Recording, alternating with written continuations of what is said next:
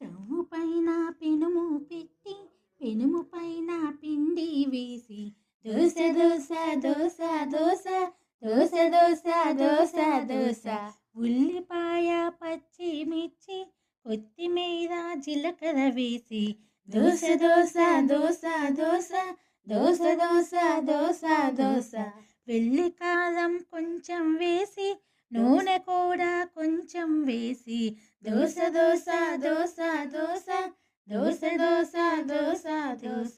దోశ కొంచెం కాలానిచ్చి నా సామిరంగా